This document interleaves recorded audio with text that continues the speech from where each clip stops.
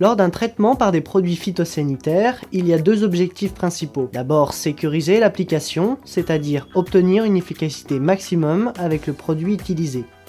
Ensuite, il faut travailler proprement, principalement en limitant la dérive lors de la pulvérisation.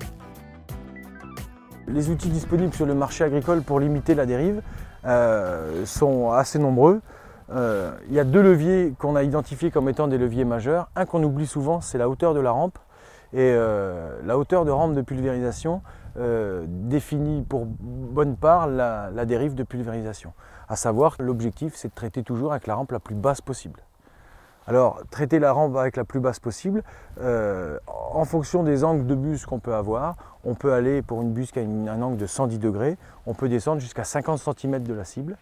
Et pour des buses 80 degrés, on peut se permettre de descendre à 70 ou 80 cm au-dessus de la cible. Le deuxième outil qu'on peut avoir pour gérer la dérive de pulvérisation, c'est de générer à la buse des gouttes plus grosses, donc moins sensibles au vent. Et donc en générant des gouttes plus grosses, on réduit significativement la dérive. Aujourd'hui, sur le marché français, on a beaucoup de types de buses. Buse classique, buse à jet pinceau, c'est la buse de référence. Tous les agriculteurs ont cette buse-là. C'est une buse qui s'utilise entre 2 et 3 bars parce qu'en dessous de 2 bars, on n'a pas l'angle nécessaire pour avoir un bon recouvrement des jets. Et au-dessus de 3 bars, on génère beaucoup de fines gouttelettes et donc on se met dans des situations de risque de dérive important s'il y a du vent. Le premier type de buse qui permet de limiter la dérive, c'est ce qu'on appelle les buses à basse pression. La particularité de cette buse, c'est qu'elle permet de travailler avec des pressions inférieures à 2 bars comme la buse à fente classique. Le fait de travailler avec moins de pression, ça génère moins de fines gouttelettes, donc c'est un moyen de limiter la dérive. Le deuxième type de buse qui permet de limiter la dérive, c'est ce qu'on appelle les buses à pastille de calibrage, avec un principe proche de celui de la basse pression, sauf que ici on travaille entre 2 et 3 bars, mais c'est une pastille de calibrage qui va définir une chambre de décompression et qui va permettre de travailler au niveau de la sortie de la buse avec moins de pression, donc de générer moins de fines gouttelettes, plus de grosses gouttelettes, donc de limiter la dérive. C'est une buse qu'on utilise entre 2 et 3 bars. Un type un peu particulier, c'est ce qu'on appelle les buses de type miroir, c'est la société T-Jet, c'est la Turbo T-Jet, qui est une buse qu'on peut assimiler à une buse à pastille de calibrage, mais qui a un angle beaucoup plus important et qui nous permet donc de générer par ce système de chambre de décompression, là aussi, des gouttes plus grosses.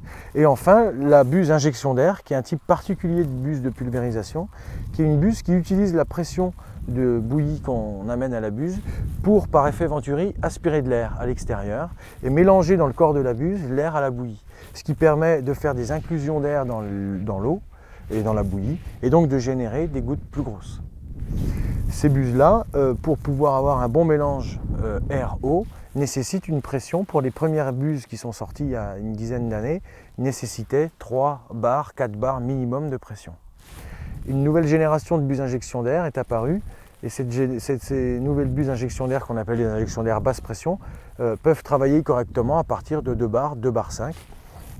Donc ça permet aux agriculteurs qui avaient des pulvérisateurs qui avaient du mal à monter en pression d'utiliser la technologie injection d'air.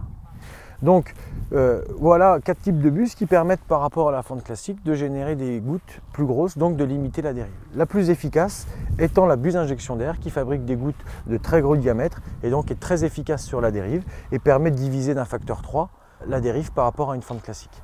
Et c'est parce qu'elle est capable de diviser d'un facteur 3 cette dérive que ces buses-là ont été homologuées par le ministère pour pouvoir réduire les zones non traitées de certains produits. Donc la zone non traitée affectée à des produits peut aller de 5, 20, 50 ou 100 mètres. Et les produits qui sont affectés d'une ZNT de 20 ou 50 mètres peuvent être ramenés à 5 mètres des cours d'eau si on utilise ces buses qui limitent significativement la dérive. Donc toutes les buses qui sont homologuées pour réduire la ZNT sont des buses injection d'air. Il fallait quand même vérifier, avant de conseiller ce type de buse pour protéger l'environnement, vérifier que l'efficacité de ces buses-là n'était pas moins bonne que les buses qu'on avait l'habitude d'utiliser, des buses avec des plus fines gouttelettes. En effet, quand on fait une pulvérisation avec des gouttes beaucoup plus grosses, on a une moindre couverture de nos cibles. Et en désherbage, les mauvaises herbes, elles sont beaucoup moins couvertes quand on fait des plus grosses gouttes que quand on travaille avec de la fine gouttelette. On a observé que, quel que soit le volume, 150, 80 ou 50 litres hectares, les buses injection d'air qui sont ici représentées en orange donnaient les mêmes efficacités que les buses qui faisaient de la plus fine gouttelette. Et ça, quel que soit le volume ou quelles que soient les doses, on n'avait pas de différence d'efficacité imputable au type de buse. Donc ce qui nous permet de pouvoir, dans ces situations-là, conseiller aux agriculteurs d'utiliser ces types de bus qui, d'une part, protègent l'environnement et n'altèrent pas l'efficacité des traitements. On a été aussi vérifier l'efficacité de ces buses-là sur des produits qui sont plus sensibles à la qualité de couverture parce que ce sont des produits qui agissent par contact. Donc ils agissent là où ils tombent. Et on s'est aperçu que plus on baissait dans les volumes, donc moins on mettait de gouttes et plus ces gouttes étaient grosses, et on avait des écarts d'efficacité. Donc en termes d'efficacité, la limite de ces buses injection d'air qui génèrent de la grosse gouttelette, elle va se retrouver dans ces situations de désherbage ou de protection fongicide avec des produits de contact. Effectivement, cumuler l'utilisation d'un produit de contact avec des pulvérisations à grosses gouttes et des peu de volume hectare, on va avoir des écarts d'efficacité qui vont nuire à l'efficacité finale des protections de nos cultures. Donc la limite des buses injection d'air, elle est avec les produits de contact à des volumes de bouillie à l'hectare de moins de 80 litres hectare. Lors du traitement, au-delà du choix des techniques d'application, il existe d'autres paramètres importants à prendre en compte, notamment les conditions agroclimatiques. En fonction des produits qu'on utilise, on constate que les conditions climatiques nécessaires pour avoir une bonne efficacité ne sont pas les mêmes.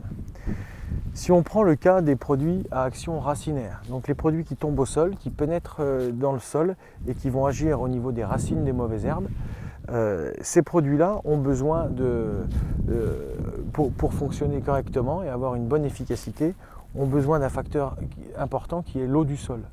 Travailler ces produits-là avec un sol sec va faire baisser l'efficacité. Pourquoi? Parce que le produit, une fois qu'il est sur la surface du sol, il a besoin de l'eau pour pouvoir rejoindre sa cible qui sont les racines. Donc l'eau dans le sol sur des produits à action racinaire est un levier agronomique indispensable pour avoir une bonne efficacité de son produit, une bonne rentabilité de son produit. Deux autres leviers sont importants pour ces produits racinaires, c'est le pourcentage d'argile et le pourcentage de matière organique qu'on peut trouver dans le sol. Plus les sols vont être riches en argile et en matière organique, moins les produits vont pouvoir arriver aux racines parce que l'argile et les matières organiques sont des composés du sol qui piègent les produits phytosanitaires. On peut distinguer aussi des produits de contact qui agissent en périphérie de là où ils tombent sur la feuille. Et ces produits-là vont être directement dépendants de la qualité de pulvérisation et de la qualité de couverture de notre produit sur la feuille puisqu'ils agissent là où ils tombent. Donc il y a deux leviers importants pour sécuriser ces applications d'herbicides de contact. C'est d'une part l'accessibilité de ma cible. Il faut éviter de traiter dans des conditions où la culture peut avoir un effet parapluie sur les mauvaises herbes qui sont en dessous.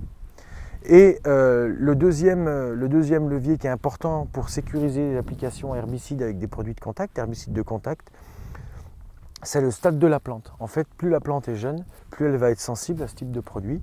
Donc il faut aller chercher des conditions de stade de plante très jeune et une bonne accessibilité de la cible à la pulvérisation. Le dernier type de produit qu'on utilise en herbicide sont les herbicides dits systémiques qui ont une particularité, c'est qu'ils pénètrent dans la plante et qu'ils utilisent les canaux de circulation de sève dans la plante pour se diffuser dans la plante. Les leviers agroclimatiques qui favorisent et qui sécurisent l'efficacité de ces types de produits d'herbicides systémiques, c'est d'une part la température et l'hygrométrie, une bonne température, une température clémente pour les plantes et une hygrométrie importante, plus de 70, 80, 90% d'hygrométrie dans l'air, vont favoriser la pénétration du produit dans la plante, mais aussi la circulation du produit dans la plante. Et quand on a une bonne pénétration du produit dans la plante et une bonne systémie de ce produit, donc une bonne diffusion du produit dans la plante, on va avoir une efficacité renforcée. C'est donc ces conditions agroclimatiques qu'il va falloir aller chercher pour sécuriser ces applications. Et ces trois leviers qu'on appelle les conditions d'application, c'est une entrée importante pour la sécurisation de l'efficacité de nos applications.